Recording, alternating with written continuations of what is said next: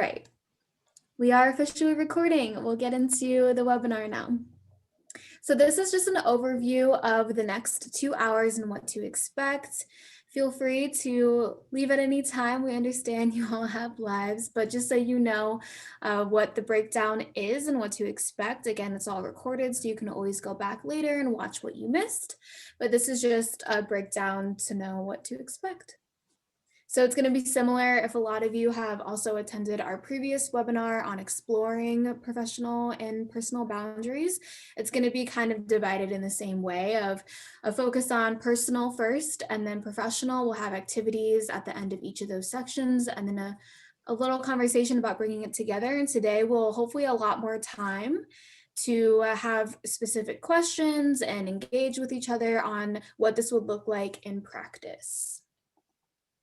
So a few important reminders, same as last time, is just that we acknowledge that you are a unique person with a unique set of identities, experiences, and perspectives. They are all valid. And so if anything during this webinar makes you feel like those aren't being recognized, we want to hopefully be able to reiterate that that's not our intention, and that everything you can just take or leave if it does or doesn't apply to you. So similarly, in that same vein, we're here to provide information and also really hold a space for you to make your own choices that honor you in this moment, knowing you can change your mind. If you write things down on your handout that no longer resonate with you tomorrow, that's totally fine too. Any examples, again, are just examples. They're not what's best or ideal. If you read something and you can't see yourself doing that, or it wouldn't be beneficial to your life, that's totally fine. We would love for you to adapt it, personalize, or even ignore it if that is what's best for you. Next, you get to decide what is okay and what is not okay for you. So that's what boundaries are, right? So you're allowed to change your mind again, and you also are able to make that decision for yourself, and that will be a growing and evolving process. And then we also wanted to put this reminder that discussing boundaries can be challenging for a lot of different reasons. It could be something new that you've never talked about before, or some of the things that we present today might be a new way of approaching or thinking about boundaries before as well. So we encourage you to take care of yourself and be patient and show yourself some grace too. And then again, certificates of attendance will be offered. You will have to request that via email with some instructions at the end. You'll receive a PDF of the slides, all the handouts, and access to the recording. Okay, without further ado, we're going to start off with a word cloud. So we did this last time. And so Mary Beth, you can kind of walk us through this as I pull it up. Absolutely. So you can do this a couple of different ways. You can either go to the website in a separate window to menti.com and use this code on the screen, which is 3497625, or you can get your camera out and scan the little QR code thingy that is on the slide with your camera, and by the magic of the internet or whatever, that pulls you up to the Menti page, and you can enter in, I think, up to 10 words at a time that make you think of boundaries or that make you like resonate with your feelings about enforcing a boundary. So yeah, you have two choices here. You can go to menti.com or you can scan it on your camera. There's actually a third choice. There's more. You can go to the chat and you can click on the link that Brennison just posted in there, and you can try and do it that way. All right, so let's see if we've gotten some responses.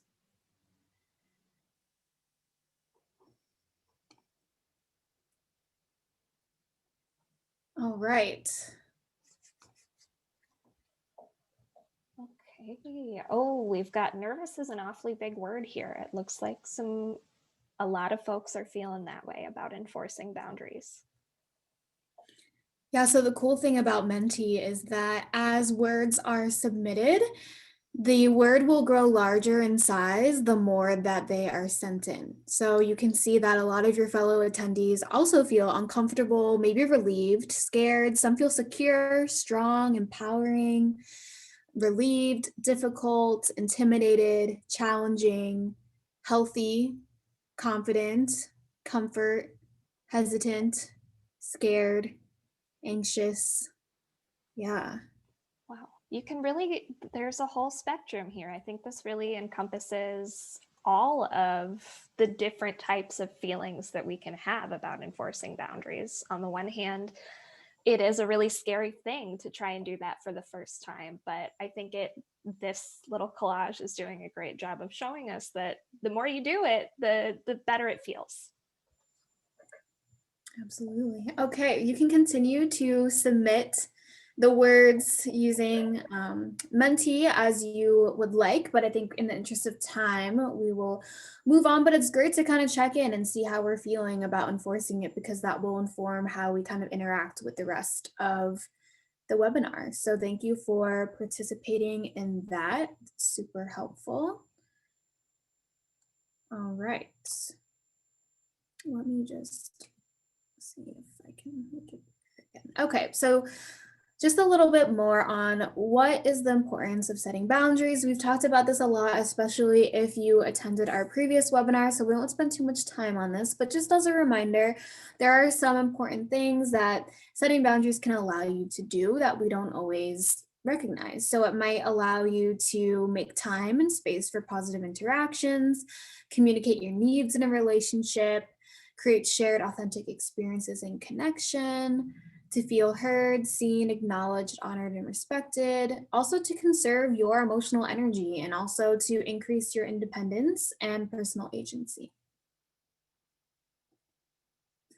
So this is again from our previous webinar. It also was a part of the activity. So you should have received an email if you registered, I think sometime before tomorrow. I'm not going to try to remember the specific time, but if you met that cutoff, you would have received the handout. And one of the activities was to pick 3 of your own kind of like older beliefs or beliefs that are sometimes rooted in experience of abuse or any kind of like imbalance of power, and then a new belief of how to reframe, because sometimes our thinking patterns can stand in the way of us being able to feel like we can even set boundaries in the first place.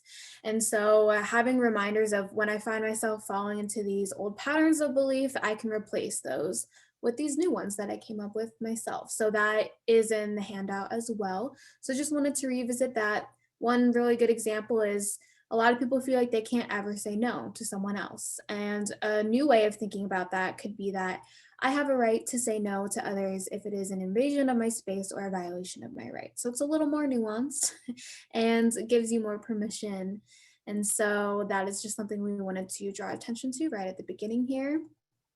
And then I wanted to create this permission slip. So this is something I'll also include in the email, so you can have it if you want to print it out or just have it on your phone and look at it. This is a cordial invitation to grant you permission to say no without feeling guilty, to be treated with respect, to make your needs as important as others, to be accepting of your mistakes and failures, to not meet others' unreasonable expectations of you, and permission to let go of the need to maintain the peace or to appease or to feel responsible for others.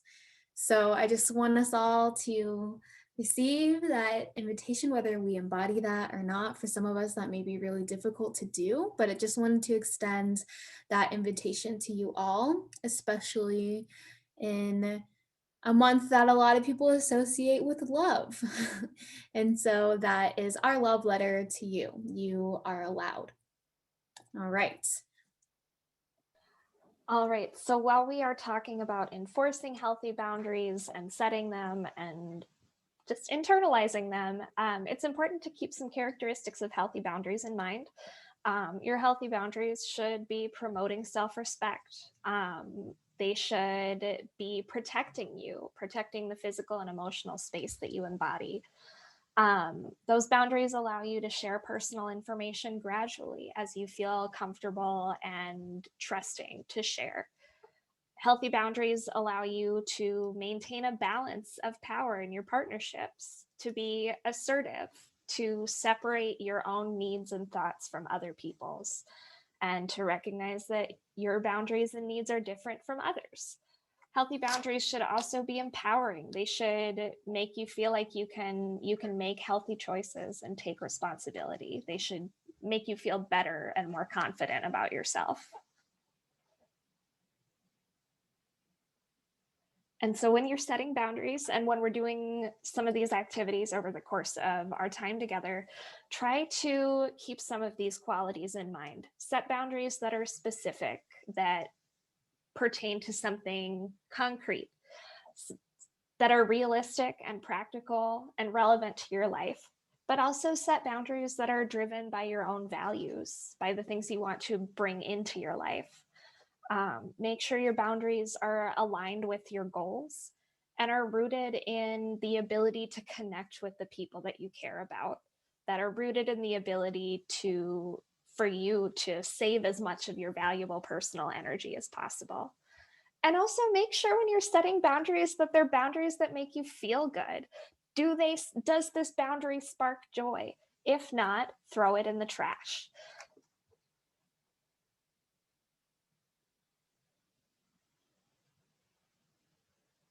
Yeah, that made me think of Marie Kondo's like the magic of tidying up of Yeah. does this object spark joy? No, bye. Same thing with the boundaries, it shouldn't be something where you feel like a horrible person. There might be a phase where you're it feels uncomfortable, it might feel unfamiliar. But at the end of the day, yeah, you should say, wow, I'm so glad that I took this time for myself, or this really enabled me to do something that did make me feel good instead of feeling like I have to do what other people want. So, absolutely, thank you for that.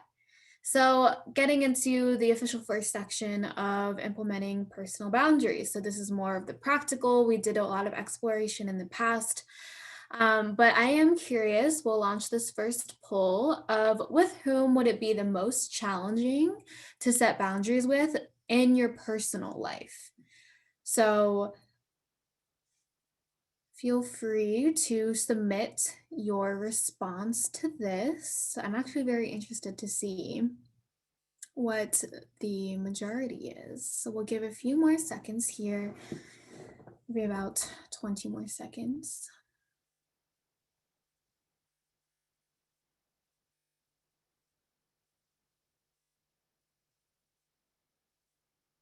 All right, so I'm going to close it in 5, 4, 3, 2, and 1. All right, I'm going to end the poll. So it looks like 36% is the most responses we got were for parents. Okay, yeah, I think that's definitely an interesting dynamic I'm assuming all of us are adults, and having a relationship with our parents, and how do we balance those different dynamics as we might have children ourselves too. I'm seeing a lot of folks who are wishing coworkers was an option, and it's not, because we are going to have a whole section of this webinar on professional boundaries. So we will get there. Hold your enthusiasm for enforcing boundaries with coworkers. We will get to that point.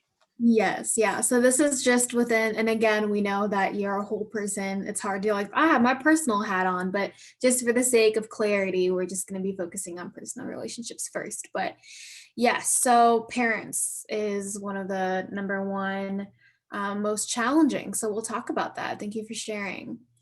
So this is kind of just a really broad kind of, you can create your own circles in your brain of all the different relationships that you want to consider in your life.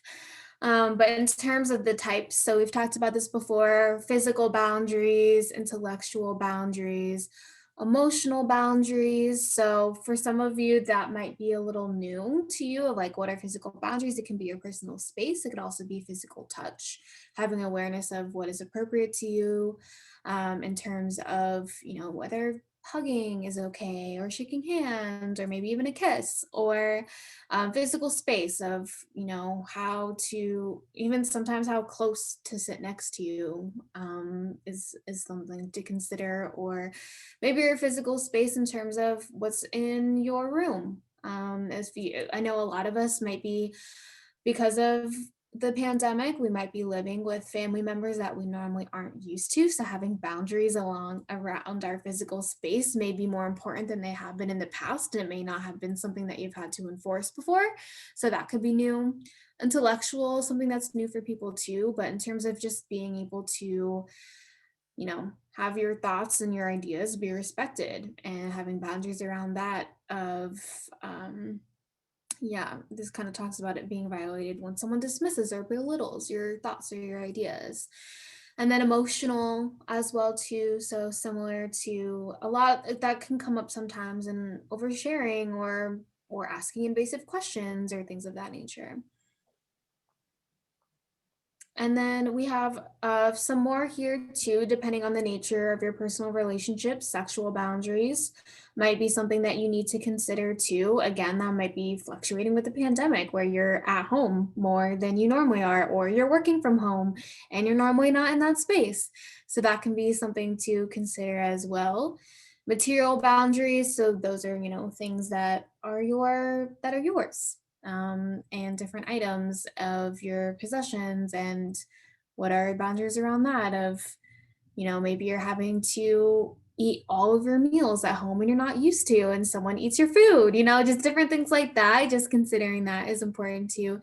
And time is huge too about, again, if you are, I'm just speaking for people who are living with other people, but even if you're living alone, time boundaries are important too, of being able to value your time. Maybe you're talking to people on the phone and there's different expectations around that. So I do want to do another poll, if that's okay with you all, about what is the easiest type of boundary that we know, a little bit more about what those are, what's easiest for you to set. So if you're like, oh, okay, out of all of these, the easiest thing would be for me to be like, don't text me after this time. So maybe digital is your response. Or material, it's pretty easy for you to say, hey, don't touch that, but it's not as easy for you to talk about, like, I need to protect my emotional space, so maybe don't call me every day about something that's stressing you out. Okay, we'll give a few more seconds, just building awareness of like where we currently are at with actually implementing boundaries is kind of what this poll is getting at. So give 5 more seconds. And it's okay if they all sound hard right now. It's okay if none of these boundary types sound like, oh, yeah, I've got that down. I know exactly how to do that. It's okay if you don't know how to do any of them. That's why we're all here. Absolutely. So it looks like physical became the winner. Very close second is time, as being the easiest. And I think maybe physical is easier because of COVID. So you might be like, hey, don't touch me. Let's not get each other sick. So that's definitely something to take into consideration too. And then digital and then material. The ones with the lowest are intellectual and emotional, which makes sense to me. Those can be a little more ambiguous. So we'll definitely talk about that more later. Okay, so thank you for participating in that poll. These are some examples. So again, we're not going to spend too much time on this. You'll get the PowerPoint. So just wanted to include that too, in case you wanted some explicit examples of what the different types of boundaries could be within those different spheres of your life. Okay. So one thing that you would have seen if you did get a chance to look at the handout in advance was this was hyperlinked to their affirmations for setting boundaries with care. So something that came up in the last webinar was people just feeling like it was really difficult for them to do, or their boundary would be violated, and that would get internalized as I'm not allowed to do this, right? And so we wanted to provide a lot of different examples of things that you might write down on a sticky note, you might write down in your phone, you might, just think it to yourself, however you want to use it.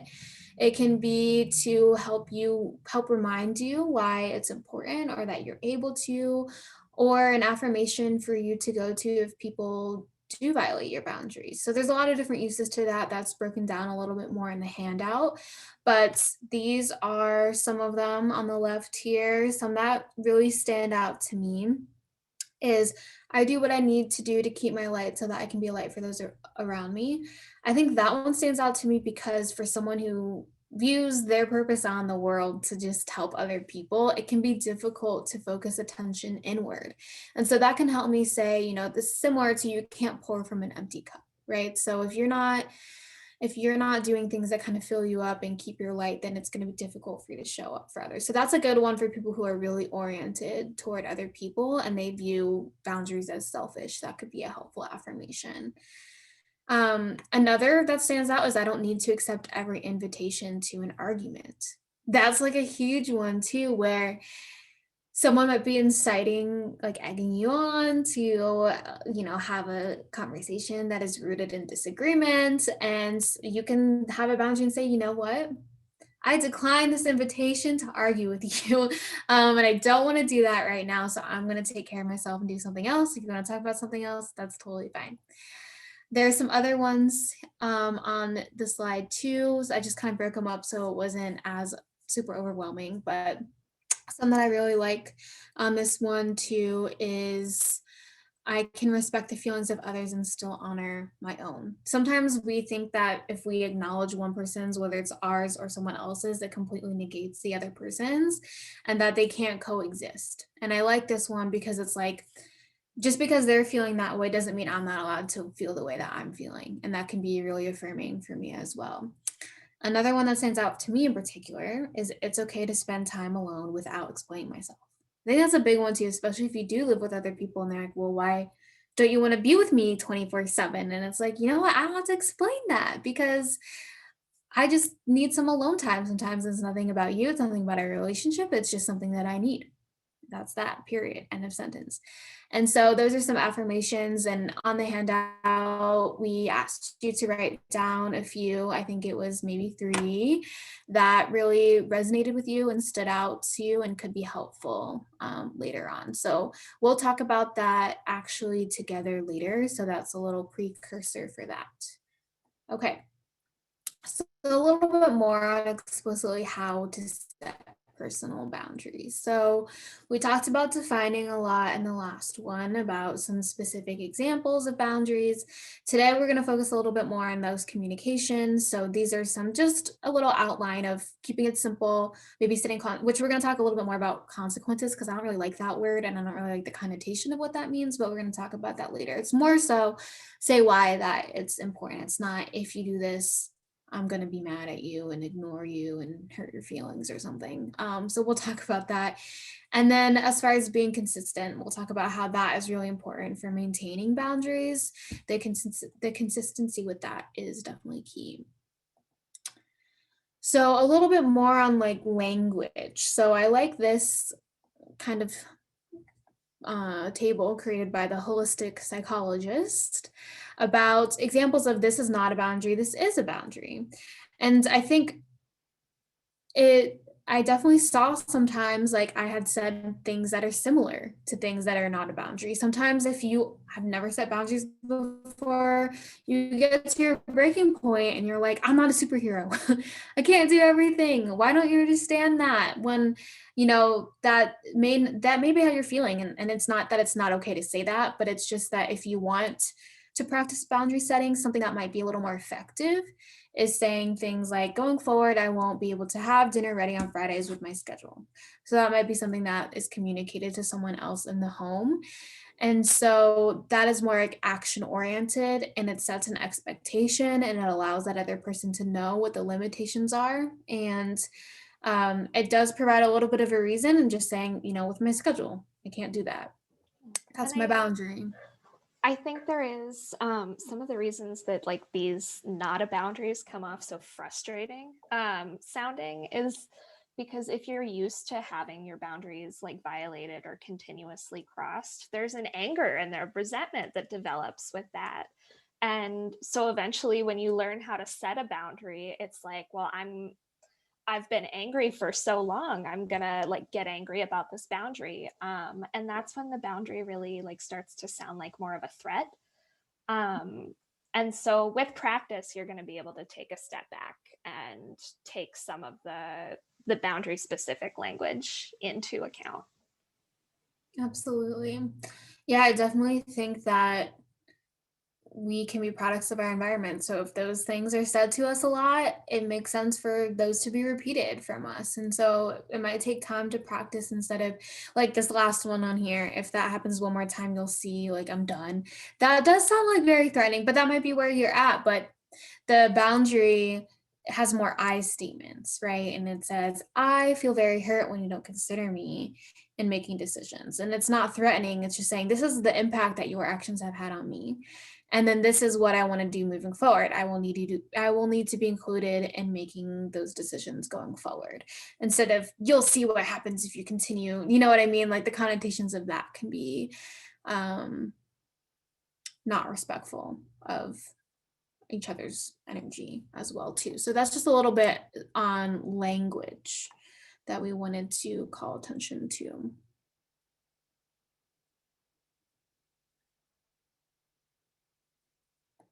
All right.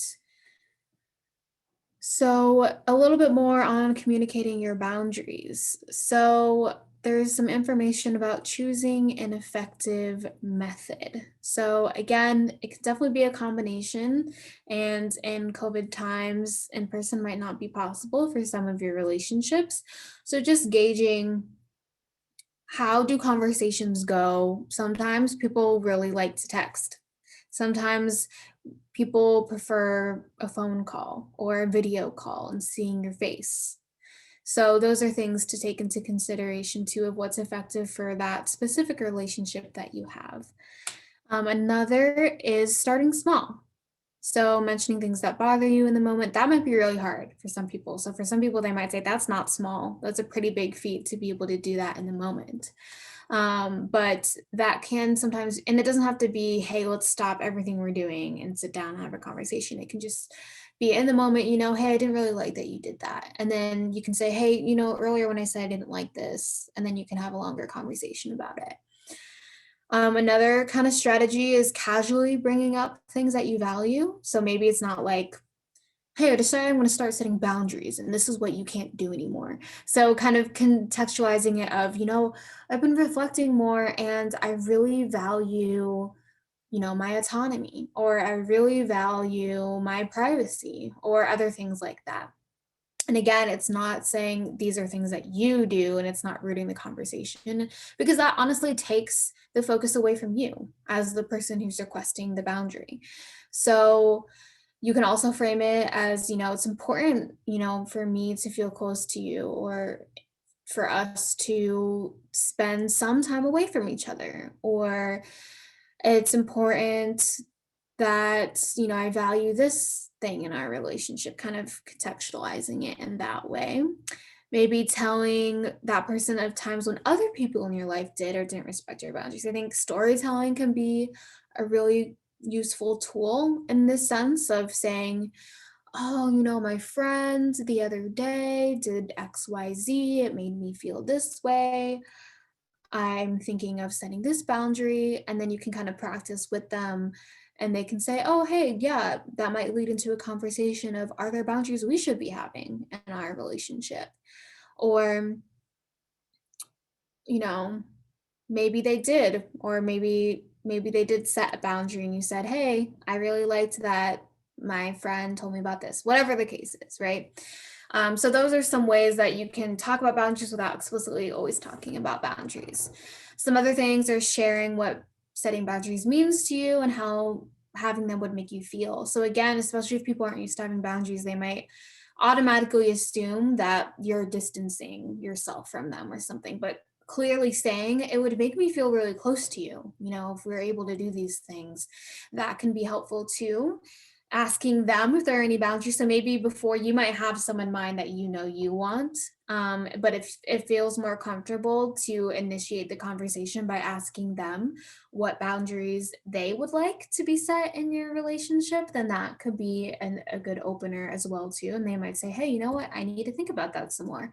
And you can say, hey, I'll think about it too, and we can reconvene later and talk a little bit more about what limitations might be necessary for us to feel closer, or to navigate certain things that are going on in our relationship. But one of the bottom lines is to start somewhere, right? So it can feel really strange and new at first before it gets to the point where it feels liberating. So again, a reminder to show yourself grace and continuing to advocate for yourself. All of that can take time. So start where you are right now is totally fine. And having multiple conversations. So that is in line with our suggestion for consistency. So not just expecting to say something one time and then never having to say it again. That might not be effective. So initiating that conversation a couple of times over an extended period of time might help to reinforce that, hey, this isn't just like something I randomly said. Like this is something that's actually really important to me. Okay. So we have another poll that's kind of related to this in terms of confidence. So what's our confidence level, our comfort level with being able to start conversations? So I'm just trying to gauge kind of where we're at collectively in having these actual conversations.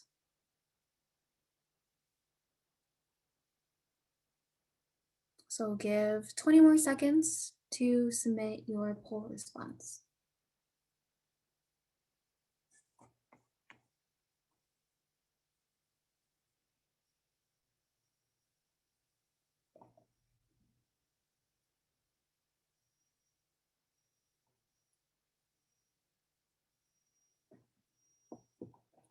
Okay. I'm gonna go ahead and end the poll. I also wanted to recognize some of the things said in the chat. Thank you for telling us what your needs are in terms of reading off the slides, just because some people have blindness and limits to their vision. So we want to totally acknowledge that, and just being mindful of interpretation with two people speaking at once. That makes sense. Thank you for sharing that. So in terms of the poll, the predominant response was it depends on the person. Not surprising to me, right? So we don't have the same exact relationship with every person in our life. So for some people it might be super easy and you're like, "Oh yeah, this person gets it. They get me, they understand. It's easy." But for other people, especially maybe in your family, it might be really hard. And you might say, well, I don't know how to do that. That's totally fine. And then the next most recent response, what am I saying? Most frequently submitted response, sorry, is somewhat comfortable.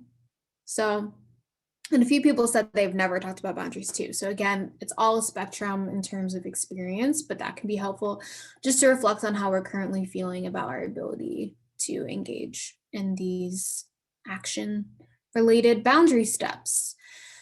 So we're going to get into those different dynamics that consist of personal boundaries. So I'm running a little low on time, so I'm going to try to go through these relatively quickly.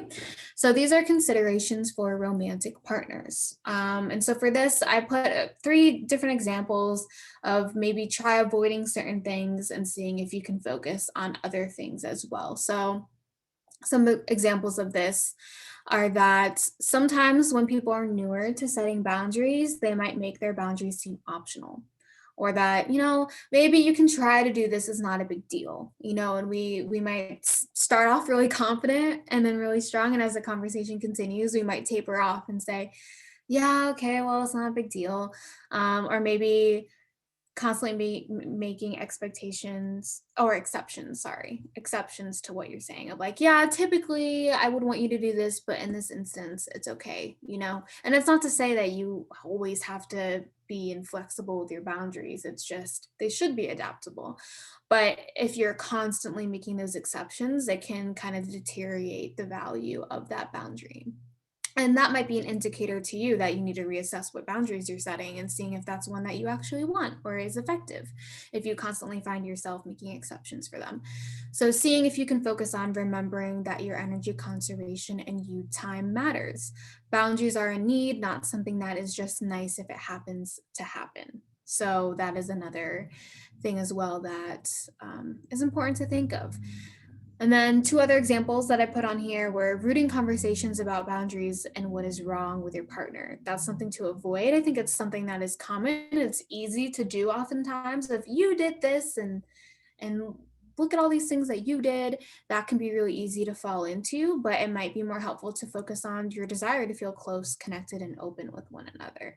prioritizing what is best for the reciprocal nature of the partnership. So that can be something to focus on as well too, and framing the conversation, because I think that's something that was highlighted last time too, that framing and the context can really go a long way when we're talking about boundaries. So it doesn't feel like a demand and it doesn't feel like a threat. And then avoiding feeling responsible for how your partner interacts with your boundaries. I think that's a huge one too, of if they are, maybe they're really immature in the way that they respond to it. And that's not necessarily on you. That is on them for being able to work through their own experiences or maybe their own insecurities. So focusing on your own autonomy and the positive impacts that the boundaries have on your life and your relationship as a whole. So it's not that there needs to be a power imbalance and one person setting all the boundaries and it doesn't matter how the other person makes you feel. That's not what we're saying. It's more so that you're not responsible if they have a negative response to you advocating for yourself, is kind of what that's getting at. And then I did want to note, we had a lot of responses in the previous survey that people really wanted to talk about exploring sexual boundaries. And I think that's especially important for survivors of sexual assault, but for everyone and anyone as well. So we wanted to make a dedicated webinar for that. And we thought a good month for that would be in April. So if you're on our listserv, we'll make sure you have that registration link to sign up for that. It doesn't exist yet, but I just wanted to let you know that's coming in honor of Sexual Assault Awareness Month. Okay, and then in the same vein of romantic partners, respecting your personal boundaries or your partner's personal boundaries. So the first step for that, of course, is to ask. Again, it can be difficult to make the choice to respect their boundaries if it doesn't match up with the thing that you want, but that doesn't make respecting their boundaries any less important. So you might find that both of you may have to compromise if both of them, if your boundaries are really coming out ahead of, maybe someone wants to cuddle every single night and the other person wants to cuddle every other night. And so just kind of coming up with a middle ground in terms of what can make you both, feel the most comfortable with each other and most respected. I think another really good thing too is asking, what would it feel like? Because I think that is a huge, if someone were to tell me, it would make me feel so happy and honored and seen if you did this, I'm going to be more likely to do that thing because they told me how it's going to make them feel. So maybe asking what it looks like and what it sounds like for you to respect their boundaries. They might say, oh, you know what? Instead of saying this that you always say, and it kind of makes me feel belittled, you could say this. And then you're literally kind of reflecting and mirroring the language that they want to hear. Or maybe what it looks like. Maybe it looks like, my mind's blanking for examples, but a more visual things of it looks like, knowing the boundary. And so you turn, your head to the other side because you don't expect to cuddle that every single night, whatever the case is, right? And then you have every right to your feelings and needs. It's important to remember that it's not okay to try to impose them upon your partner and expect your partner to change to fit your needs. So again, some of this can seem contradictory, but that's the reality of relationships can be complicated and there's no black and white answer of it's this or that, it's my way or your way. A lot of times it'll be a middle ground. So that's just something that we wanted to draw awareness to. And it also leads to the next pull of trying to understand your awareness and answering the question, would people in your personal life say that you respect their boundaries? What would they say? Because when I was first typing this poll, I wanted to say, do you think that you respect other people's boundaries? But then I flipped it on its head a little bit and was like, what would other people say? What's your perception of their perception? Which gets a little meta, but I'll give you a few more seconds for that. Some people were saying, how do you open that conversation? And I want to say it's in regard to respecting your partner's boundaries. You could even open it up in saying, hey, I've just been thinking lately, and I'm wondering if there's anything that I can do differently to have us feel closer, or maybe even bring up specific examples. Hey, I heard you, maybe not complaining is a word you want to use, but in this case, I'll just use that. Complaining about this thing the other day, and I wanted to know if there's anything I specifically can do to make that better. right? So just bringing up that conversation. You can even say you went to this webinar. Say, hey, I want to this webinar about exploring boundaries, and they told me to ask you this. So can I ask you this? So those are three different options. You can pick and edit whichever ones you like. Okay, so people are saying that 90, what am I saying? I'm so sorry. 59% of people are saying they would try to respect. Wow. Other people would say that you try to respect their boundaries. And then 32% said that other people would absolutely say that you respect other people's boundaries. Okay. That was really confusing the way that I said that. I really apologize. We're going to continue to cruise through. We're not going to have a ton of time for the activity, but I think because I asked a lot of you to complete the first 2 pages in advance, we might be okay. All right, so moving on to how you might know if you're not. Do a little pause. Sorry to. Yeah, we need to make the interpreter switch. Okay, we're just going to pause for 1 second. Oh yeah, sorry.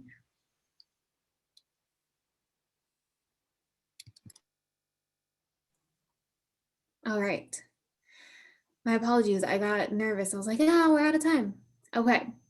So knowing that you might not be respecting others. So these are just some things that you can be aware of if someone might want more space. So things like avoiding eye contact, turning away or sideways, maybe they're backing up. Maybe they were talking a lot and having a lot to say in response, and then they started to limit their responses in the conversation. That can be a reflection of people kind of saying, oh, I'm not really being listened to anymore. I don't really like what's being said. Maybe they have excessive nodding or hawing because they just kind of want to escape the conversation. Maybe their voice becomes higher pitch. Maybe nervous gestures. Maybe they're laughing, talking too fast, talking with their hands. Maybe folding arms or stiffening their posture, flinching, wincing. Those are some things that people might want some more space, some physical indicators. So something that if you notice those things, you can say things like, I'm noticing that you are not really engaging in the conversation as much anymore. So I'm going to back off and let you come to me when you feel ready to talk. Or you can say, I'm going to back off now and check in with you tomorrow or check in with you in an hour, depending on who it is. So those are some examples of things, because that might come up. You might not respect someone's boundaries and then you don't know what to do. And then you just try to ignore it and hope it goes away. And this might be a better alternative. All right. Considerations for friendships. So asking, how can I best support you? Maybe, so these are all questions that you can ask in your friendships that can help start talking about boundaries and what boundaries could be important. So I think a lot of these that I put can set the groundwork for boundaries of how do you like to receive advice? Maybe one of your friends really loves advice and they're like, yes, tell me everything. I don't know what to do. Tell me everything that you would do in this situation. But others might just want a listening hand, a listening ear, or just space to be honest and open. So asking, how would you like to receive it? Maybe they don't want it in the moment. They want it later on. They want support. So just those can start to talk about boundaries again. You don't have to use the word boundaries. You can ask these questions. How do you like to discuss conflict? Maybe some people say, you know, I really have to be in person with them because I find that anytime I try to have a conversation over text, it doesn't go well because they don't understand what I'm saying. Even asking, when do you feel closest to me, or when do you feel disconnected from me? That can be helpful. How can I let you know when I need to leave? So this is a huge one too, I think, for friends. If you're spending time together, you're on a call, or maybe you're on a Zoom call, maybe you are in person, and you are kind of feeling like, I need to protect my energy, I want to leave, but I feel like it's rude to ask to leave. And I've had actual friends who've been like, it's not about you.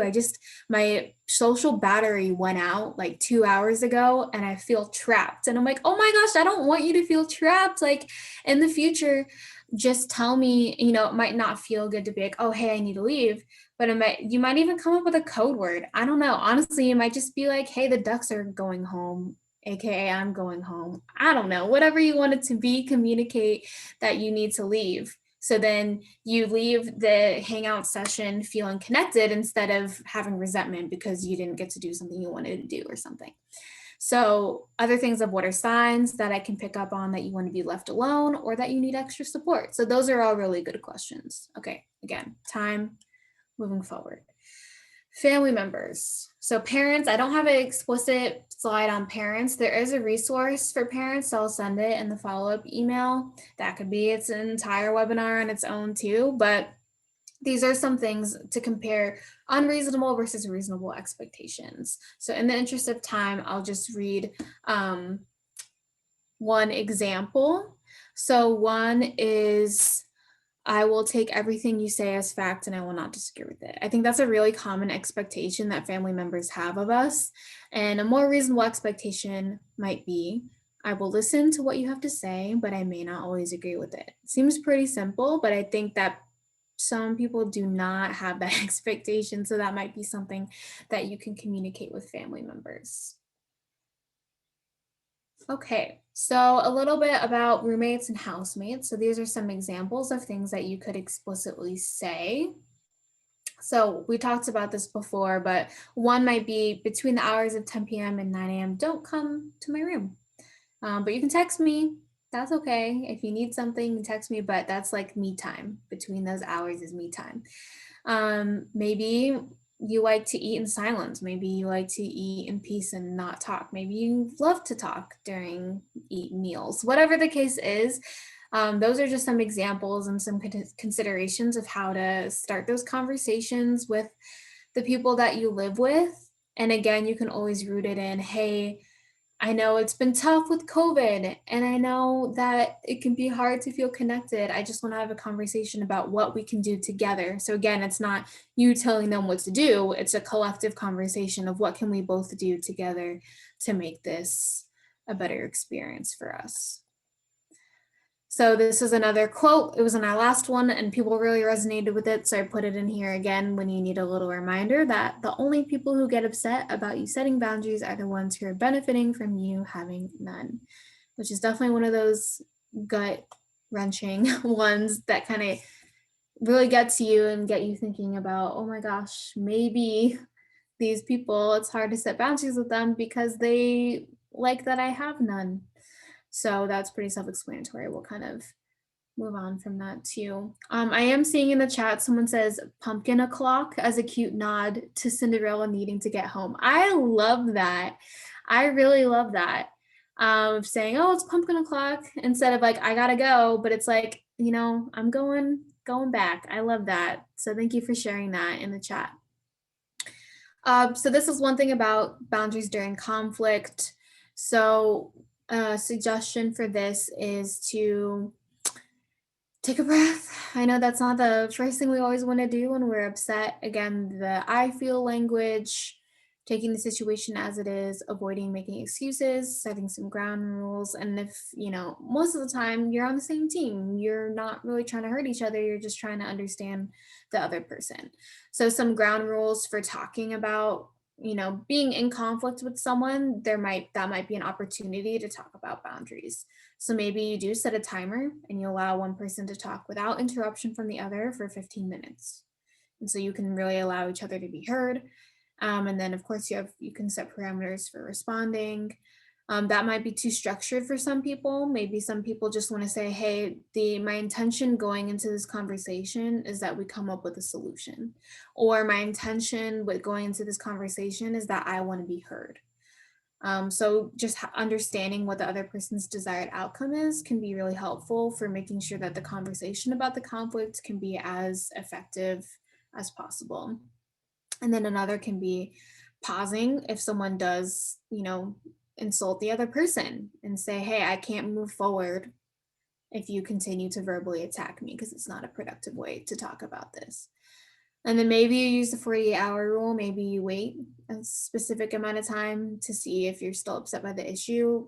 I don't love that recommendation always because some people are conditioned by people who are abusive to let things go and to not worry about it. So maybe you've never worried or been upset by something for more than 2 days or more than a day. So that might not apply to you, but those are some things to consider. I'm way over time. I really apologize. What technique would you actually use? These are boundary reinforcement techniques. So this kind of relates to what we're talking about for the handout. So the boundary reinforcement techniques. One can be the me first language, talked about that. You're probably really tired of hearing me say that. But an example of that is I feel this way when this happens because of this. What I need is this. That is a way to reinforce the boundary. Instead of saying, hey, remember that boundary I set?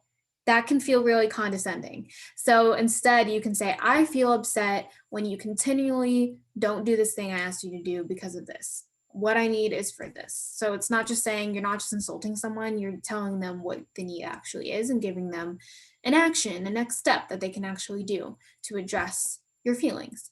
Another can be the circle back method. So maybe revisiting a previous conversation and asking for a do-over. So maybe you say, hey, earlier today, this happened. Can we pretend it happened again? And we can just kind of like work through it. That's like a circle back method too of let's give us both a different opportunity to react the way we wish we would have reacted and see if that can help, reinforce whether that's the boundary or reinforce just having respect for each other. Because sometimes you're like, oh, I was just like in a really bad headspace. I really apologize. Let's do it again. Another can be let behavior speak for you. So following up on what you communicated would happen if the boundaries were not respected. So it's very close to sounding like a threat. So it's very important to be intentional it's not just giving the silent treatment without talking about it. It's none of that.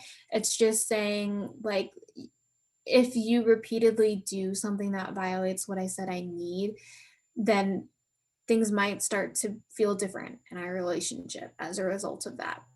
And then another is alternate offering. So maybe a boundary is not sticking. Is there a new way to reframe it or a thing that kind of gets at the need, but in a different way? So that can be another way to reinforce the value that you have through a different boundary avenue. Another is a simple no.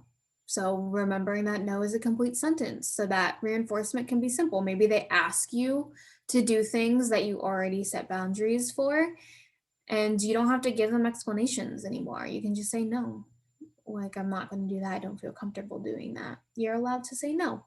And then leaning on boundary safeguards. So those are systems that you can put into place, like the do not disturb feature on your phone. So things without having to like communicate.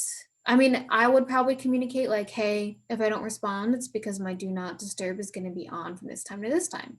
Sometimes even on your phone, it will send an automatic message if you set that up to be like, hey, I'm on do not disturb. I'll get back to you when I'm not on do not disturb. So I'm going to do another quick poll about what technique of those do you think you would actually use? And this is all related to activity number 1.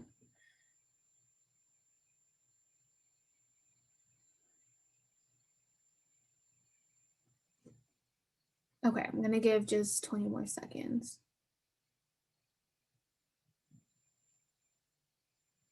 Okay, so this is multiple choice, so you can put more than one. A lot of people are putting a lot of different options, which is great. Okay, I'm gonna stop the poll.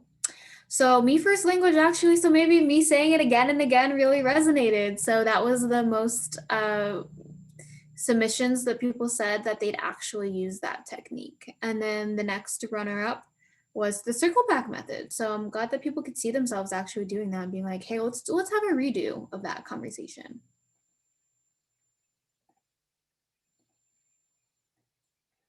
Okay. So this is a little bit about safeguarding your space. So we're not going to do the chat right now. Maybe we can revisit it later on in the webinar if we have time, but these are just examples of safeguards. So again, we already talked about the do not disturb. Maybe use the out of office responder on email accounts when I feel like you should always do that, but maybe even times where you might be really busy on a project and like you're not technically on PTO, but you can just set that up to say, hey, it might take me 2 to 3 days to get back to you because I'm on a deadline. Maybe you have a non-negotiable alone time when you're just doing your own thing. maybe you have a cutoff time for answering emails or texts, and you're like, oh, if I don't get to it at that time every day, then I'll just get to it the next day.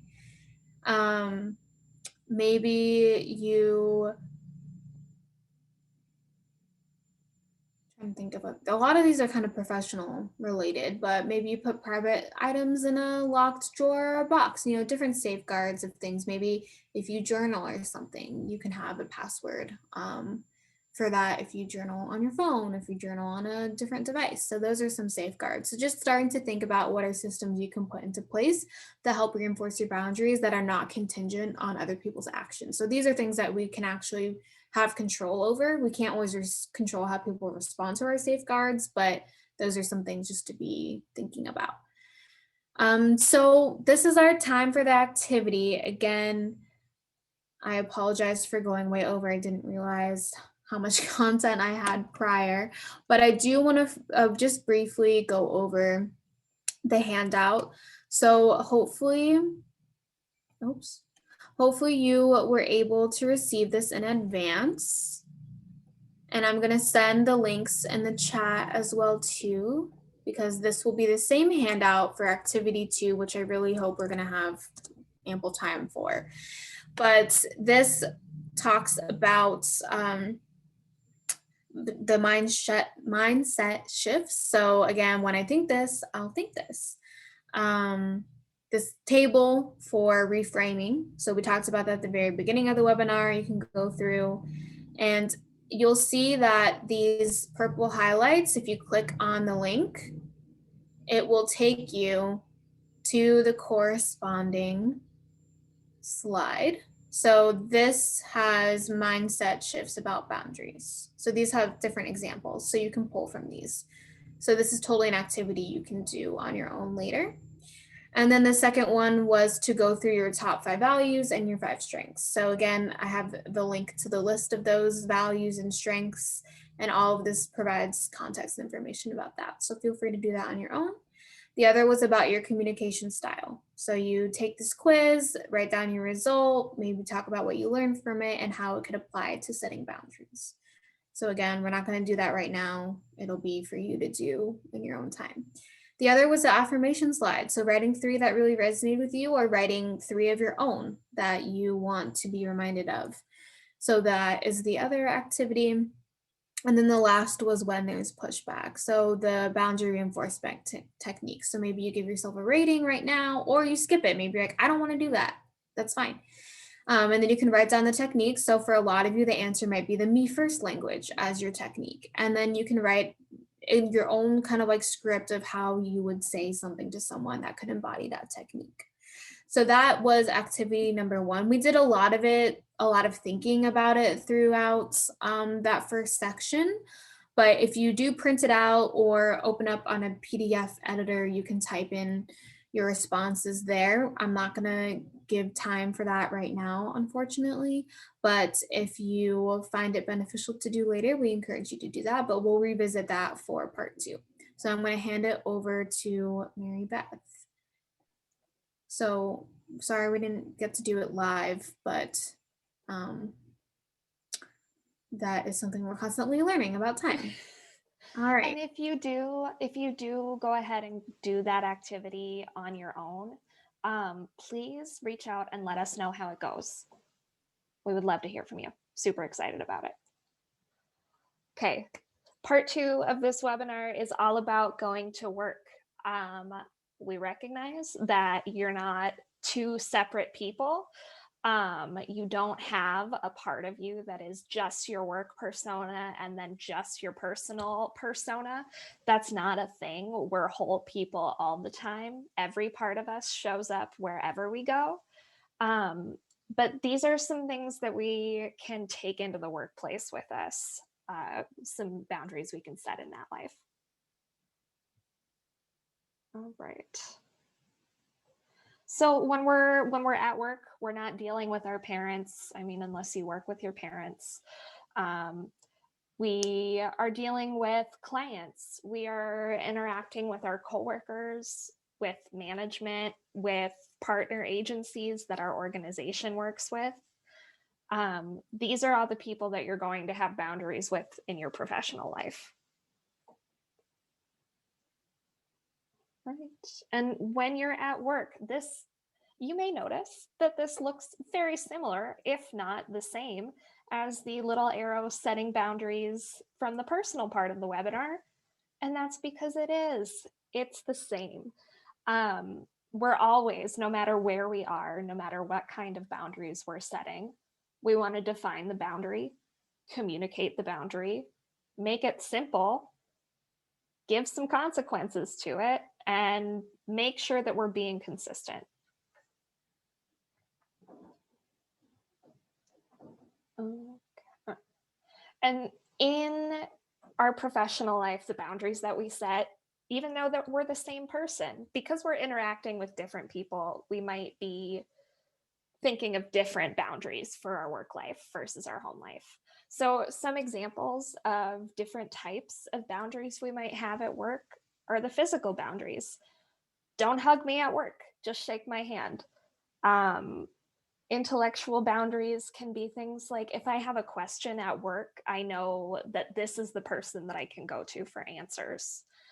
At work, for emotional boundaries, maybe there are some people you're more comfortable sharing those more personal information pieces with and not others. You may prefer at work to share information individually rather than groups. There are professional boundaries that you can institute on your time at work, like how long it takes you to respond to an email, how available you are at work versus at home. And then material things like, don't mess with my stapler, or my office is locked, so I'm not in it. Please don't go in. As we are thinking about these professional boundaries, please engage in the chat. I want to know some other examples of boundaries you might set at work, because this is by no means a complete list of boundaries that you can set at work. There are plenty of other ones. But we will move on and just get to those as they come up. When your boundaries are crossed at work, it might be hard for you to know. It might take a while before you realize that a boundary is crossed, because the differences between personal norms, between like a culture of personal interaction versus a workplace culture, and the very Eurocentric, white supremacist cultural standards of professional behavior make boundary work really tricky to navigate sometimes. If you're new to boundary work especially, it could be really hard to recognize when a boundary is happening, because to you that might just look like a normal Tuesday. And you may not realize until after the interaction that a boundary has been crossed. So it's okay to refer to that circle back method that Brendan mentioned earlier, because you can always go back after a situation with a coworker and say, actually, I don't feel very good about how that interaction went. Can we talk about that? You might have some physical signs in your body that could alert you to the fact that a boundary crossing is happening. Your palms could get really sweaty. Your heartbeat could feel really fast, and you might have a little bit of, you might throw up in your mouth a little bit, or get an upset stomach. Those are often signs that you're frustrated or that a boundary has been crossed.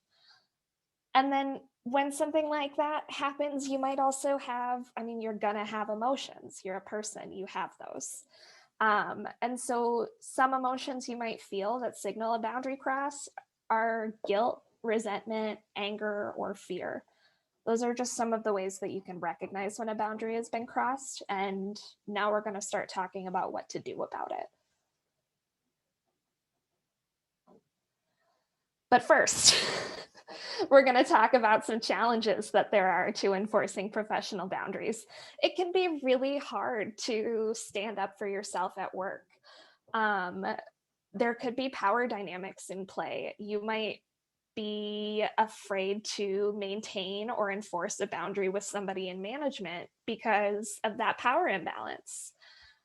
You might also be worried about professional consequences. If I enforce a boundary here, am I going to still have a job, or is my job going to be safe?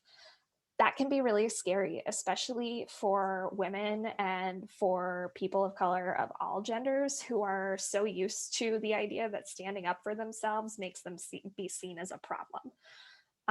That fear of consequences is really challenging. There might also be some issues with formal reporting in your organization, especially if you work for a smaller nonprofit that doesn't have a formal HR. Um, the lack of understanding of like a clear chain of reporting can make it really hard to want to report at all if a boundary has been crossed, because you might not know who to report to. It might be that the person you want to report about is the person to whom you would report. There are some troubles there. You might also have had your boundaries violated at work so often that you're like, why even bother anymore? And that's okay. That's super valid also. And then there could be a lack of solidarity in your workplace. You might feel like if you enforce a boundary, it's not going to go anywhere because nobody else is going to help you back it up. So it's really important, especially in the violence prevention field, that everybody on a worker level has each other's backs so that they can help push back and enforce a boundary on a workplace scale.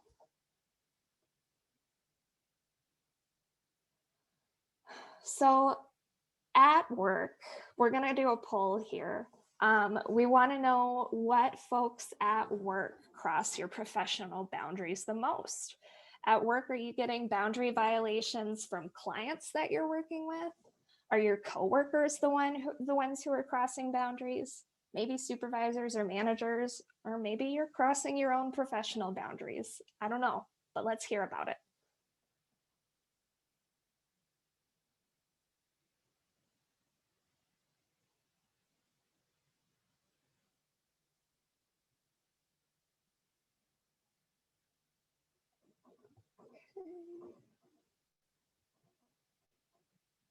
Let's see.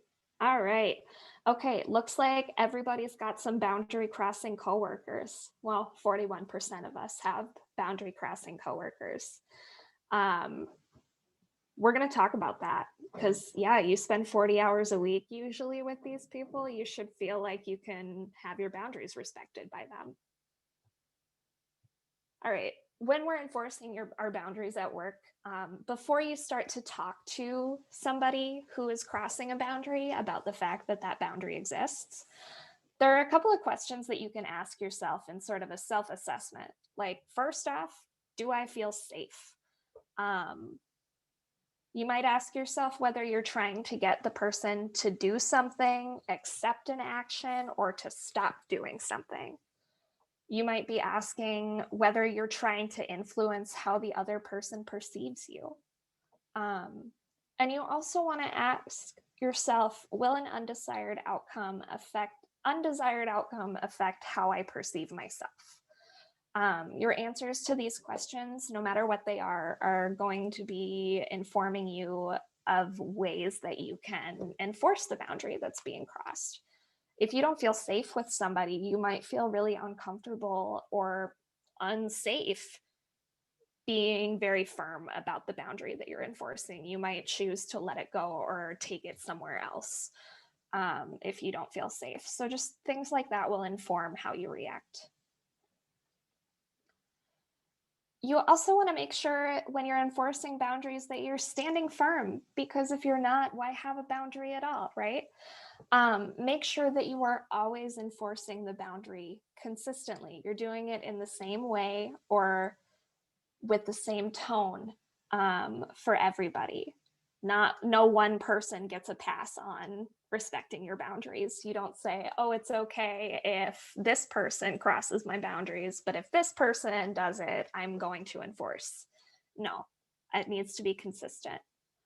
Also, make sure that you're clear. What do you need from this person to keep that boundary intact?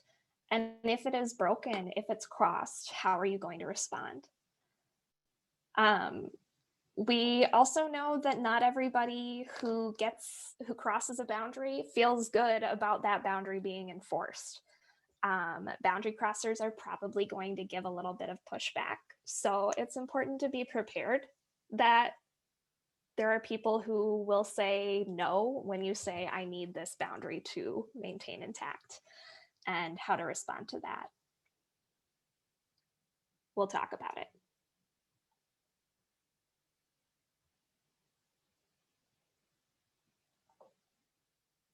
All right.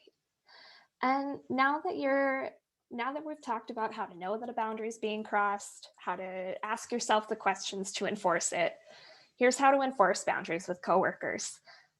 I want to remind folks that you can hold boundaries while still maintaining warm and professional relationships with your coworkers. Those are not two mutually exclusive things. It's not I am boundaried or I am warm and professional with coworkers. It is I am warm and professional with coworkers because of these boundaries. It's also important to know that you're the only person who's an expert on your own needs and boundaries. You're the only one who knows your boundaries and knows what you need.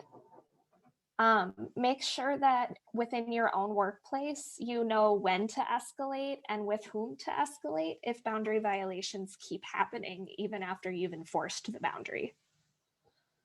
Here are some phrases that you can practice. And by practice, I mean say in front of the mirror to yourself, which sounds really hokey. It sounds cheesy.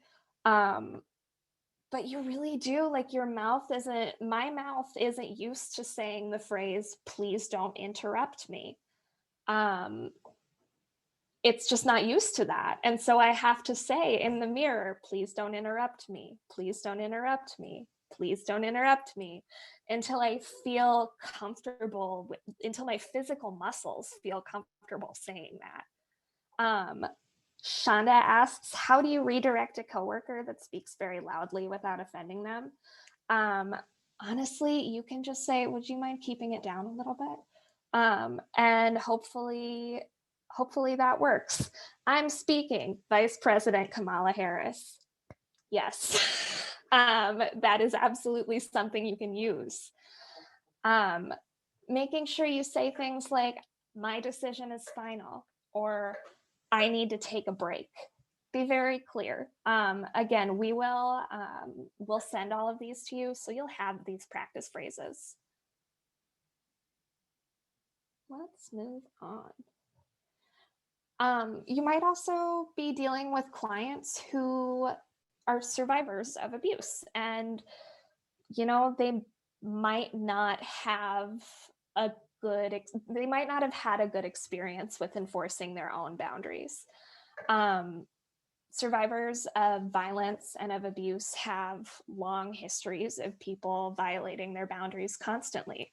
So it's important when you're working with survivors to encourage their own boundaries, encourage their development of boundaries, by saying things like, I want to be respectful of your time, so how long can we meet for today? Asking folks right away when they come in what their preferred method of communication is and how often they want to interact with you. Establish boundaries about type and availability of care right away, because that helps clients know what to expect from you.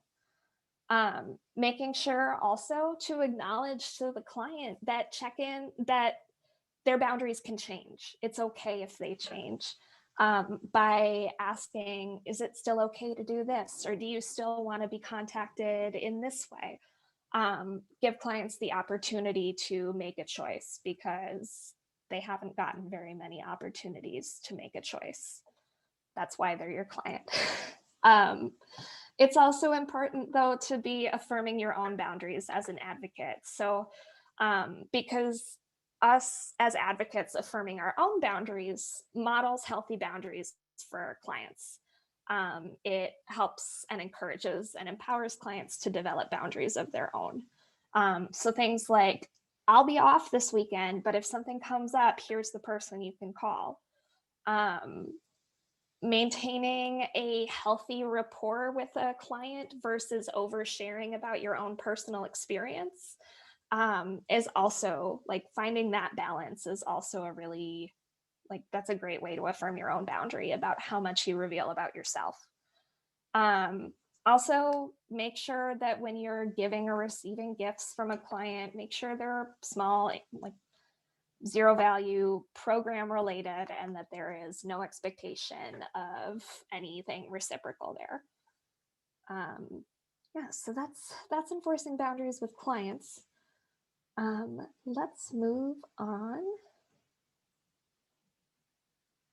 All right, and now we have work-life boundaries. We are going to find the elusive unicorn that is work-life balance. Does she exist? Who knows? But we're going to try and find her. I think a lot of us in the victim services field work in sort of an always on call culture. For instance, the word crisis is literally in my job title. And so that does kind of sometimes lead to a feeling that I'm always on. Always on call culture expects constant availability of the people who are involved in it. And it views time away as a lack of care. Like if you're not answering your phone at 10 p.m. for a client, it means you don't care about the client. It also discourages people from getting a life, from developing hobbies and skills that aren't related to their work. And that really leads to messed up boundaries, to distorted boundaries, to professional burnout. We lose a lot of good people in this field way too early because they're just exhausted, because they're always at work. And if everybody at your work is always at work, you need to build a culture of solidarity around enforcing everybody's right to a work-life balance. So when you're experiencing at work, when you're experiencing unreasonable demands on your time, please be open about that with your coworkers and say, this is too much for me. I can't do this right now, and I need help so that I can get a break. Try to be open about your time off and say, I'm going out for the week.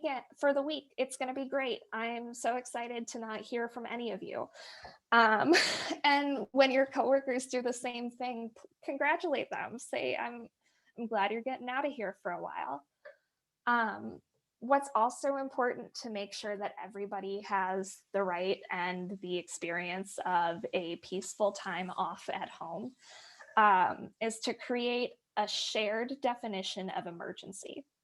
I know a lot of us say when we leave work, don't call me unless it's an emergency.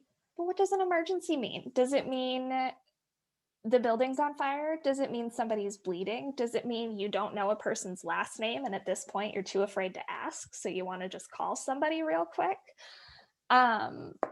Create a shared definition of what an emergency situation is so that everybody knows that just because a client doesn't have the right form or something doesn't mean you have to break down somebody's door in the middle of the night and get that information from them. And now, when we are going home, we need to leave our work at work, and that's so hard. As we're talking about this, please write in the chat if you have a ritual or a habit that helps you move from work to home. When we're in work mode, we are not focused on our own needs. We're focused on other people and on how to make things happen for them. When we're in work mode, we can't fully relax either. So we're not present in our own lives and we're unavailable to our loved ones. When you are coming home or when you are leaving work, some tips: get that work email off your phone, get it out of there. Just take it away. You don't see it. When you're heading home, maybe you listen to a specific playlist, or you take some deep breaths while you're driving, or you just debrief about the day to yourself on the ride home. You might get a lot of support from just the simple act of physically closing the door on the way out of the office and just channeling. It sounds a little woo-woo, but like channeling all of your "this day is over" as you're closing the door. You might, like Mr. Rogers, physically change your clothes. You might have a special "I am at home" cardigan. You might have special "I am at home" shoes. I have really fuzzy socks that I like to put on when I get home. And there's also the safe place activity. If you're having trouble leaving work at work, you might be thinking of your safe place on the ride home or on the way home. Just to get you in sort of a mental health space of, I'm home now, everything's okay. I love hearing everybody's work rituals in the chat as well. We don't have time to go through all of them, but I do appreciate it. All right, let's take some time with this webinar activity. We're going to go through 3 scenarios together as we go through this with specific situations. We're going to explore 3 different scenarios involving boundary violations. I'll give you a brief description of the situation. Then you'll be asked to name the boundary violation that occurred. You can use some of the information from earlier in the packet to write out or just think through your response to the situation. All right. So the questions that we're going to ask for each of these scenarios are, what boundary could you set to make the situation more bearable? Are there affirmations that will boost your courage to enforce this boundary? And then you're going to write a script. You're going to write out what you'll say to the boundary crosser. Okay. So, yes. Did you want to go through the first scenario as an example? Because I can pull that up. I sure do. Let's do it.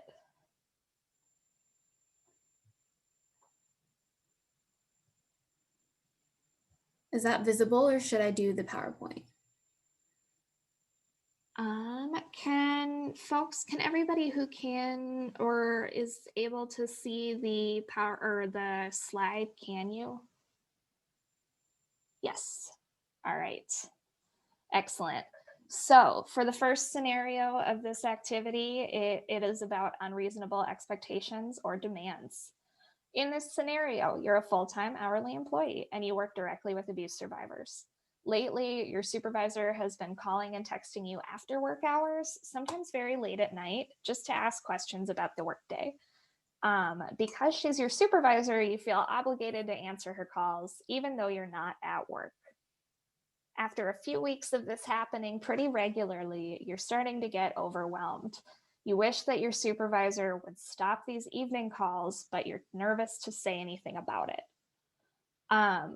So in this situation, what boundary can you set to make this situation more bearable? The boundary here, is that she's texting and calling after work hours. You're not at work anymore. So, yep, do not disturb. Exactly. That's the boundary. You could ask your supervisor to keep her calls to your normal work hours. All right. And as you're referring to your boundary support guide, love that people are saying to set up time boundaries specifically. Turn in overtime and see how long it lasts. Good one. So as we're referring to our boundary support guides, are there some affirmations that will boost your courage to enforce this boundary? For instance, I have a right to time away from work.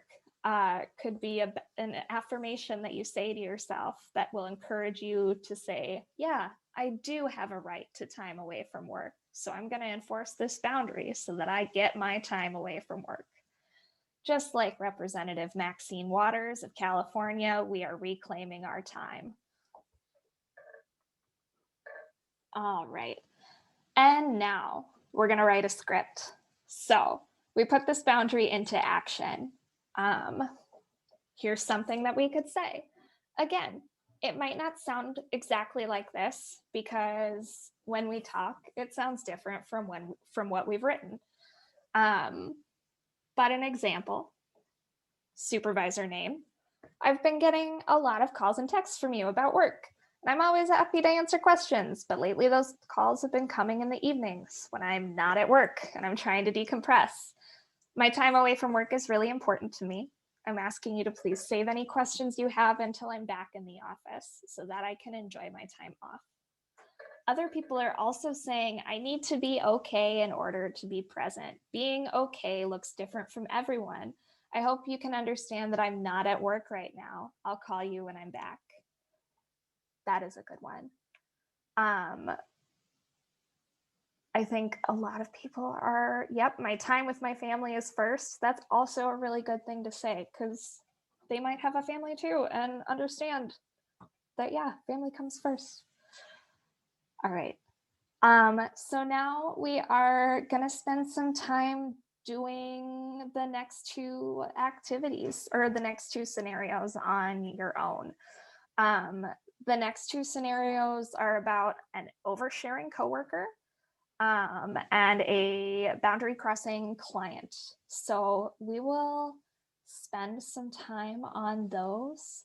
You can go ahead and just take out your little activity sheet and complete those next two scenarios. Sort of, Brenison, should we? Oh, actually, do y'all want to do it on your own time, or do you want to go over it together?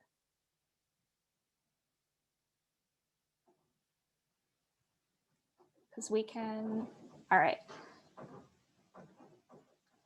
Okay. So we're getting some mixed responses. So I think maybe let's do this one over, like, let's do this one live, scenario 2, and then we'll give you a couple minutes to do scenario 3 after you're done. All right. So scenario number 2. For folks who wanted to do a different scenario, I see you, I hear you. We're gonna go with this one though. So for scenario 2, your workplace recently completed a Zoom training about vicarious trauma in the field. Since then, one of your coworkers has started spending large chunks of time talking to anyone who will listen about her own trauma. It started out small, with her briefly describing her fear after having responded to the scene of an accident. But lately, it's been escalating. The stories she tells are becoming more upsetting in nature, and she's spending more time talking about them.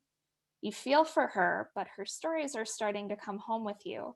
Besides that, the time you feel you must spend listening to her is eating into your actual work. So, can anyone tell us the boundary violation in this situation?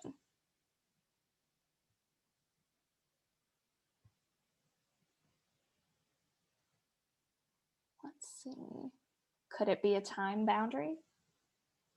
Could it be an emotional boundary? It might be a mix. And so, as we're thinking about this boundary, what boundary could you set to make this situation more bearable? One person says, be sympathetic, but let the coworker know that the two of you should set some time away from the office to talk. Yeah.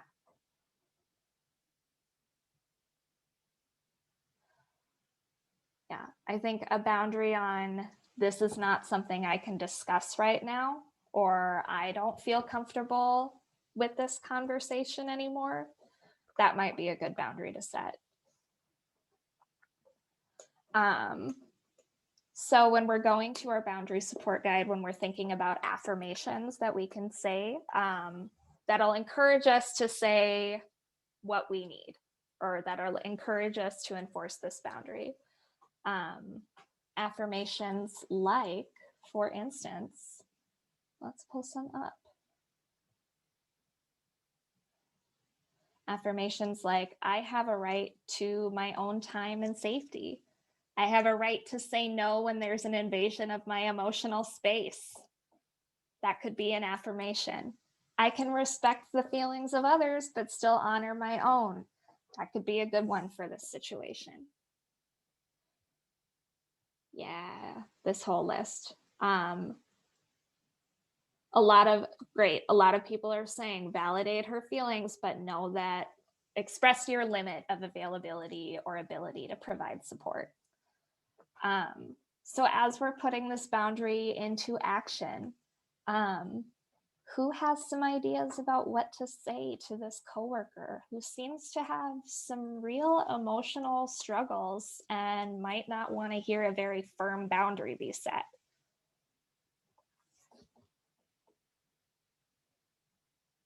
I'm going to let us have some silence while we're typing.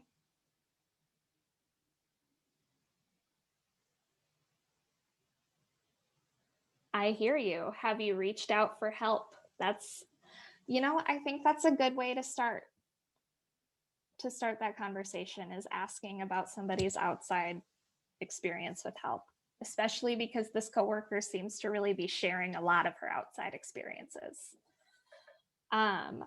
I do not have the capacity while at work to take this trauma on. It sounds like you've been through a lot. Seeking a trauma therapist might be beneficial for you. That's a good one. Another script would be to ask the coworker if she's ever seen a professional, and that it is perfectly normal to have something trigger a trauma again in life. Yeah. I'm really sorry for the emotional stress you seem to be feeling, but maybe there's someone more equipped to help you deal with your experience. Yeah. Yeah, I think these are all great. And just remember that a boundary is about you. It's about the things that you need. You can say to this person, I hear you, and I'm so sorry you're experiencing this, but it's also hard for me to hear, and I can't hear all of it. I would ask that we continue this conversation at another time, or that we avoid having as many of these conversations. All right. I'm gonna give folks the last 3-ish minutes in silence just to fill out the third scenario or try to. And then Brennison, are you gonna put out a poll to say when folks are done with the third scenario? Yes, I will launch that right at 2:40 Central. All right, so folks, you have a couple of minutes to work with scenario 3, and then just let us know when you're ready, and we'll just move on to debriefing. Good luck with this one. It's a little tricky. That's why I saved it for last.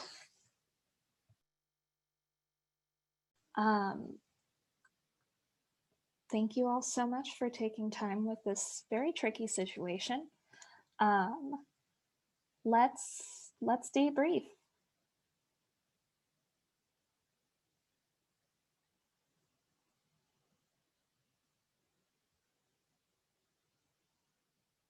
All right. So how did this feel? First off, did you benefit? Go ahead and let us know.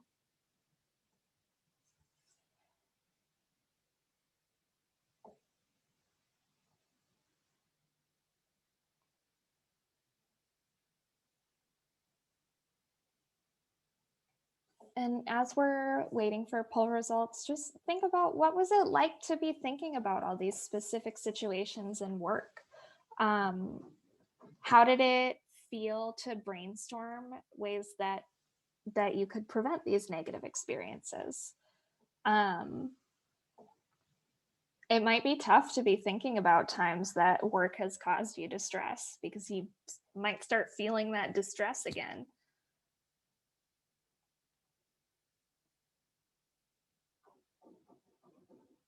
Yay. Most folks are saying it was somewhat or very helpful. It's okay if it wasn't helpful, and it's okay if you didn't do it. Boundary work's different for everybody. It's okay. So as we're thinking about this, just how did it feel? How did this how did this feel? A lot of folks are saying they wish they'd known how to do this years ago. Or they didn't know how to do this before this webinar. And honestly, it's okay if you didn't know how to do this before. What matters is you know how to do it now. Let's start thinking about why the boundaries that we set at work are important, and what folks have learned about their relationship to work boundaries. Yeah, I think it will be hard the first couple of times, but easier after that. That is right. Boundaries take practice. Boundaries take time. And they feel different depending on how new or how old they are to you, or which person you're enforcing a boundary with. They're going to get easier. It's going to get easier. You're going to get better at this. It gets better, you get better. What scenario resonated with you all the most? We can do that poll too. The first one, we had the supervisor time. The other one was the oversharing coworker, and the third one was the boundary crossing client. So which one? And it could have resonated with you because you deal with it all the time. It could also have resonated with you because you've never dealt with that situation before and want to know more about how.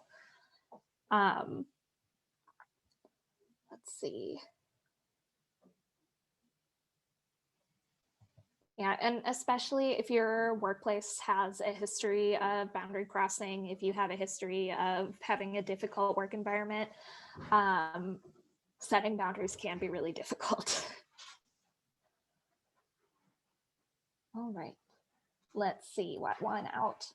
Okay, and by a narrow, wow, they're almost tied. I love that. I love that we've all got feelings about different ones. I liked all of these scenarios, so I found it hard to choose a favorite. But an oversharing coworker beats the other two out by just a little bit. Lovely. All right, let's move on. All right, so again, as we've stated a lot, you are a whole person. So we want to offer just a few slides that will hopefully put the practical integration of both the personal and the professional together. Again, I apologize we didn't get to do the personal activity together, but I definitely wanted to make sure we had time for the professional activity because I think it was very, very practical and was able, and that, oh my gosh, enabled us to really put some of the things we talked about in practice to an actual real life situation, which can be really difficult to do. So I'll let Mary Beth talk a little bit about, again, a reminder of how it can be hard. Yeah, setting boundaries isn't easy. If it was easy, we wouldn't be having this webinar. So it's okay if boundaries are hard for you. Some barriers to setting boundaries might be that you're afraid of rejection or abandonment. If you're afraid that if you set a boundary, that's going to be the end of a particular relationship. You might also be afraid of the confrontation that might come as a result of setting a boundary. What if the person I set a boundary with doesn't like it and tells me they don't like it? What if they react badly? It might also be hard to set boundaries because we feel guilty about having them. Whether we learned in childhood that we need to be giving and selfless to a fault, or whether we picked that up in our later life, whether our self-worth is tied to helping others, for whatever reason, we might feel really guilty about the idea of setting a boundary in the first place. We might not believe we have the right to boundaries. I think for many folks who were socialized as female, we're taught that the best boundary is none. The best boundary is no boundary. We are taught to be always available, even at the expense of our health and our personhood. There also might be safety concerns to setting boundaries, especially if you're a survivor of abuse. Abuse is boundary violating by nature. It's not like you're going to set a boundary with an abuser to say, stop hitting me. And the abuser will say, yes, that is a very reasonable boundary for you to set. I'm definitely going to stop hitting you. No, they're abusive. They're not going to do that. So it's very real to have safety concerns around setting boundaries. You might not be able to set a boundary with an abuser, but that means it's more important for you to be able to set boundaries with other people in your life. Absolutely. And then kind of adding to that, these are just some little boxes that help to put everything back into a review of some of the things that we talked about in terms of being assertive, starting small, naming your limits.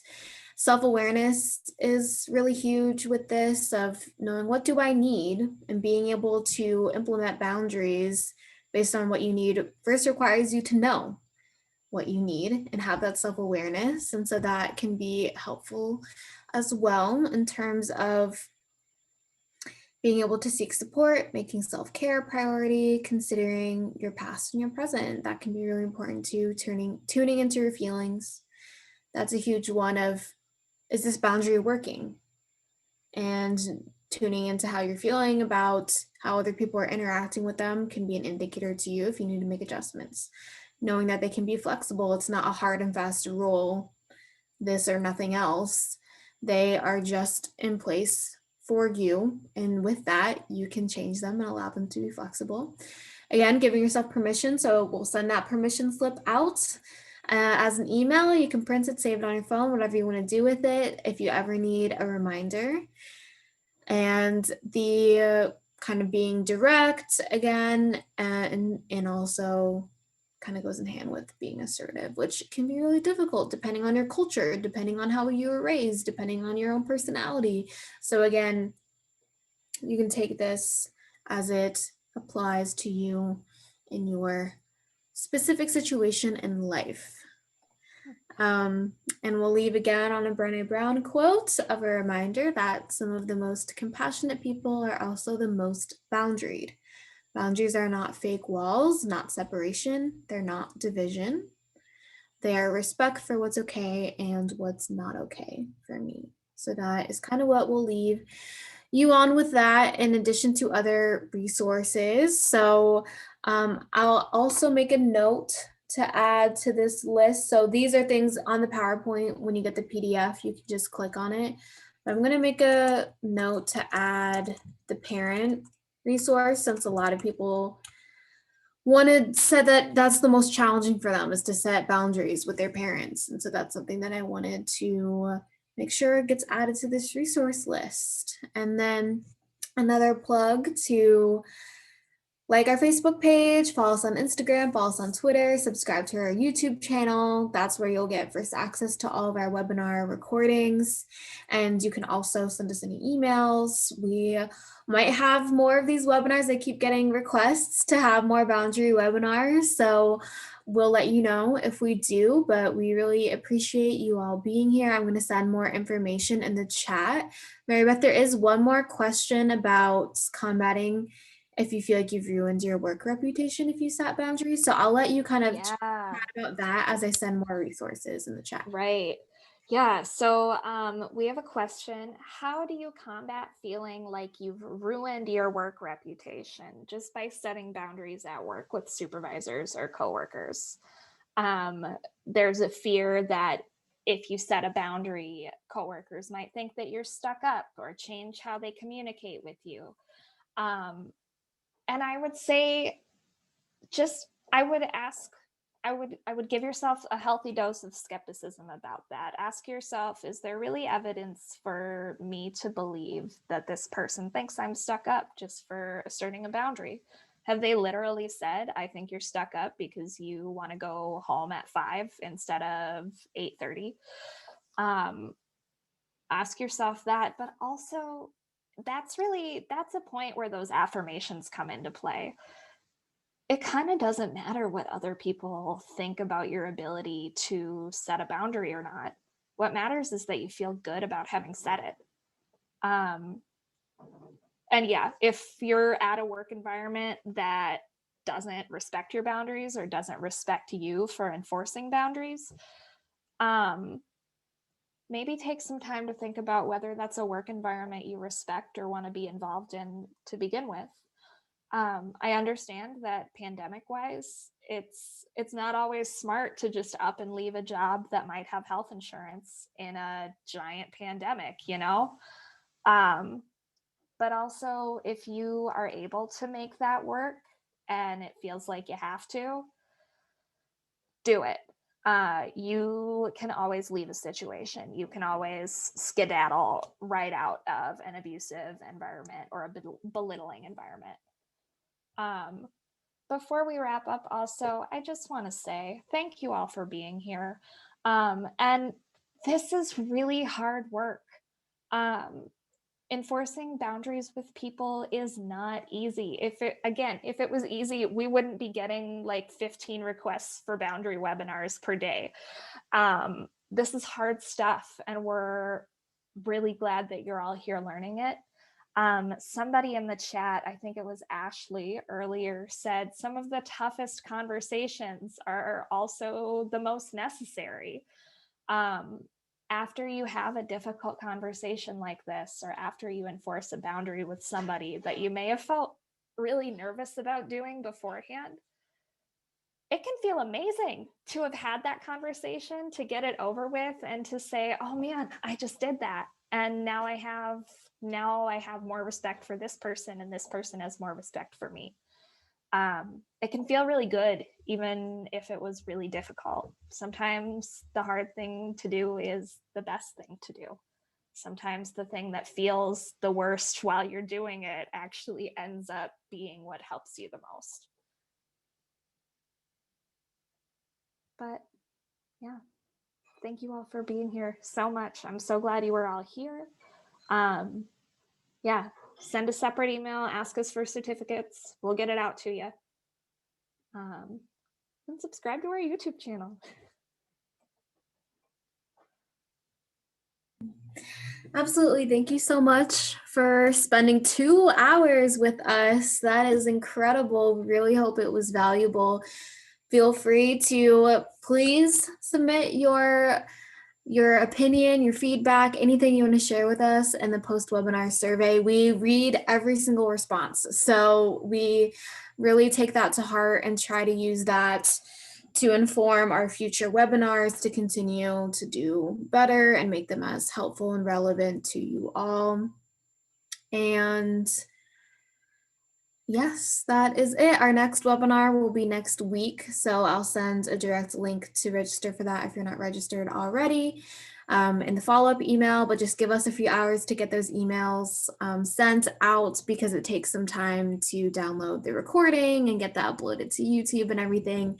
But thank you so much, and huge thank you to our interpreters. And that concludes today. So I don't want to be rude and close out while people are sending nice messages. But yes, we'll send a resource for parents for sure. It's hard to cover everything. We were talking about usually could have been 2 separate webinars too. Yeah. So we'll continue to work on that. Yeah, thank you all so much for sticking with us for this long. Yeah, this could be 4 or 5 different webinars, and you could have had any webinar, but you chose to come to us. We're grateful. All right. I think we'll close it out. All right. Have a great rest of your day. Thank you all. Bye-bye. Bye.